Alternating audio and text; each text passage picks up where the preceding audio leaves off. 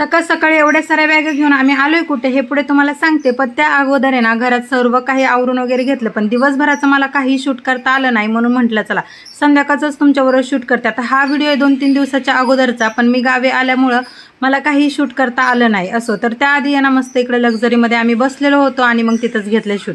आता प्रिशाचे पप्पा जे मला आवडत नाही तेच काम करत होते, ते म्हणजे पबजी खेळणं, आणि मी बघत बसलेले मोबाईल. आणि प्रिशासुद्धा छान अशी झोपली होती. नंतर बहीणसुद्धा आली आणि त्यानंतर ना 2-3 वाजता गाडी थांबली होती जेवण वगैरे नाश्ता कोणाला करायचं त्यासाठी. मग तिथंच आम्ही वॉशरूमला वगैरे उतरलो आणि त्यानंतर गाडीमध्ये बसलो. आणि आता प्रिशाला इतकं जास्त गरम होत होतं म्हणून तिचे ना वेगळेच नाटकं चालले होते. ते म्हणजे ती म्हणत होती मला हातपाय चोळून दे, मग तिचेच आहे ना हातपाय वगैरे दाबत बसलेले.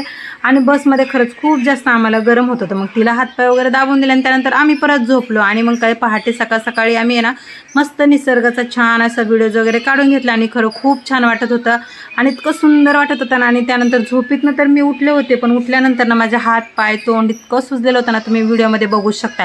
एवढं सारं तोंड वगैरे सुजलेलं होतं ना. आता मी गावी कशाला आले हे येणाऱ्या ब्लॉगमध्ये तुम्हाला सांगलच.